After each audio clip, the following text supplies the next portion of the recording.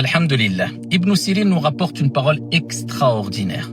Wallahi wa Rabbil Kaaba, celui qui vit avec cette parole, qui comprend cette parole, qui en fait une règle de vie, il vivra de manière beaucoup plus apaisée, surtout lors des épreuves. Et il sera beaucoup plus heureux tout au long de sa vie.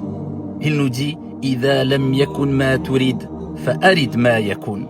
Si ce que tu désires n'advient pas, si ce que tu veux n'advient pas, eh bien désire ce qu'il advient.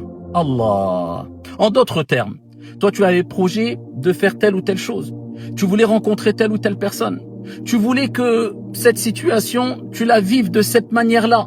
Mais ça ne s'est pas passé comme tu voulais. Eh bien, ça ne sert à rien de se plaindre. Ça ne sert à rien de se lamenter. Ça ne sert à rien de regretter. Ça ne sert à rien de se renfermer sur soi-même. Ça ne sert à rien d'ouvrir la porte à Shaitan en disant mais si, mais si, mais si. Mais accepte ce que Allah a décrété pour toi.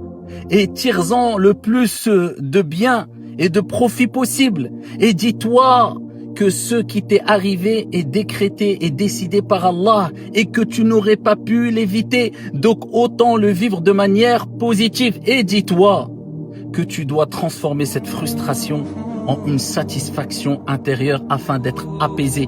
Et comment cela? En te disant que ce qui t'arrive a été décrété par le sage par excellence, Allah subhanahu wa ta'ala. Et à ce moment-là, tu te dis, il y a sûrement une sagesse. Donc je vais essayer de trouver où est cette sagesse et de profiter de ce qui m'arrive de manière positive en patientant et en espérant la récompense divine. Et à ce moment-là, tu seras apaisé et tu seras calme, serein et beaucoup plus heureux tout au long de ta vie.